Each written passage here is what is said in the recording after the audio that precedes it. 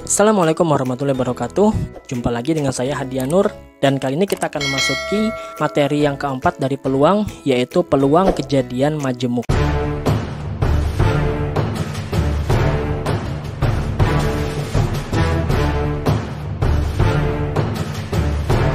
Kejadian majemuk adalah suatu kejadian yang terdiri atas beberapa kejadian. Misalnya munculnya mata dadu prima atau mata dadu genap pada pelemparan sebuah dadu.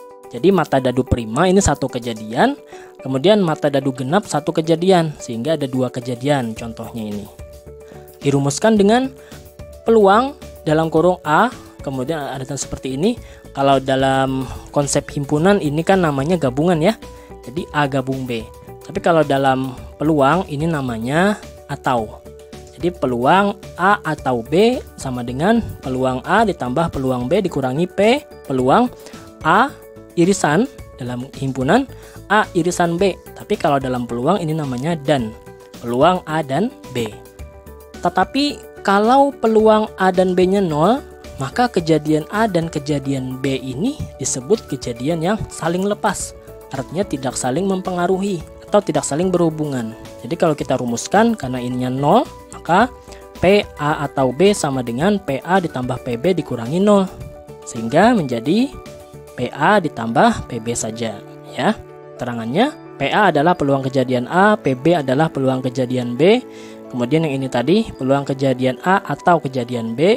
Kalau yang gini, yang irisan tadi itu adalah peluang kejadian A dan kejadian B.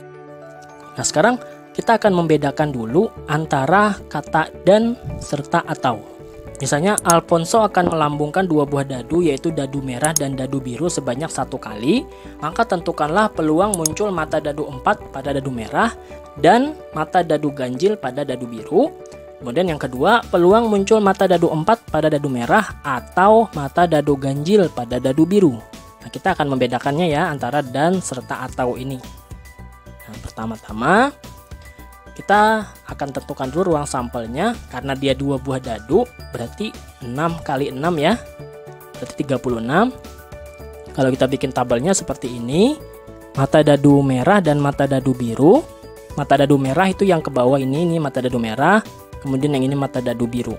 Peluang muncul mata dadu 4 pada dadu merah, berarti yang merahnya 4, berarti yang ini ya 4 yang mendatar ini.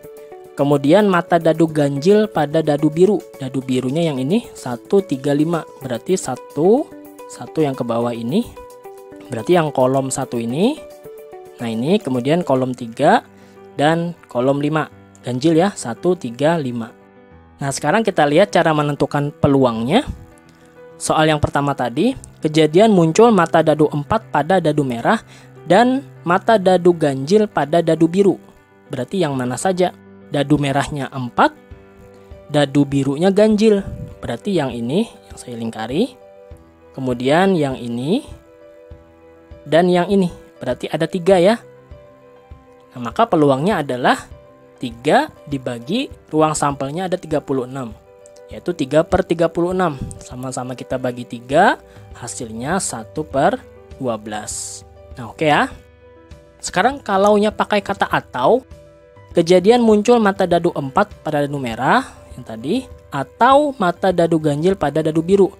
Nah, kalau atau itu kita hitung semuanya. 1 2 3 4 5 6 7 8 9 10 11 12 13 14 15 16 17 18 19 20 21. Berarti NB-nya adalah 21. Maka peluangnya 21 dibagi 36. Nah, sama-sama kita bagi 3 ya. Hasilnya 7/12. Nah inilah perbedaan antara kata dan dengan atau ya. Semoga bisa dimengerti. Nah kita akan lanjutkan ke contoh soalnya mengenai kejadian majemuk ini. Satu set kartu terdiri dari kartu bergambar jambu merah, kartu bergambar ubin merah, batu hitam, dan topeng hitam. Masing-masing kartu bernomor 1 sampai 10 sehingga seluruhnya ada 40 kartu. Jika dilakukan pengambilan kartu secara acak, tentukanlah peluang terambil kartu batu hitam dan bernomor genap. Yang B, peluang terambil kartu ubin merah atau kartu bernomor ganjil. Penyelesaian, Misalkan S adalah ruang sampel, maka jumlah anggotanya adalah 40 karena seluruhnya ada 40 kartu. Kita akan menjawab yang A. Kejadian terambil batu hitam dan bernomor genap.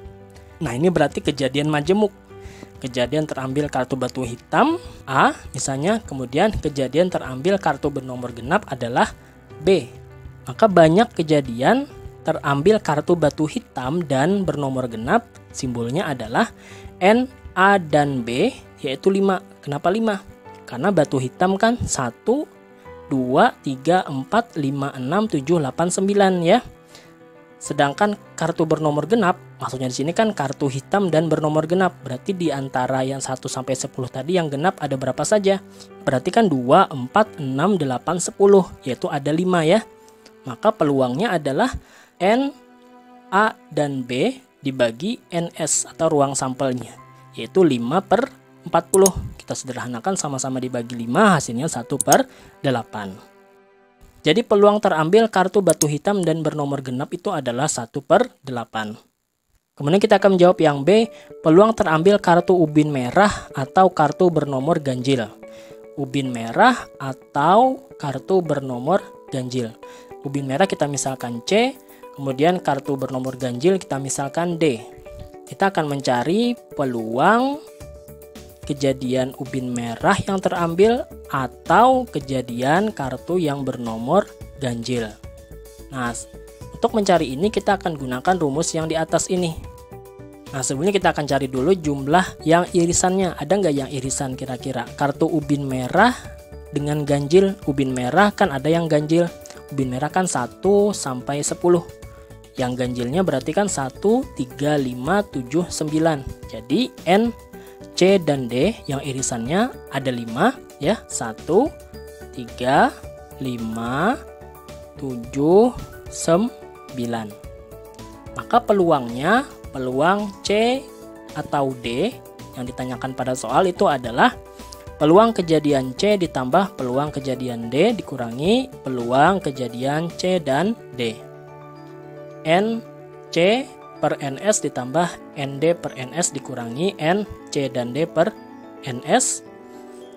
NC-nya berapa? Jumlah kejadian C-nya, ubin merah ada 10, berarti 10/40. Kemudian kartu ganjilnya ada 20. Kenapa? Karena ini 5.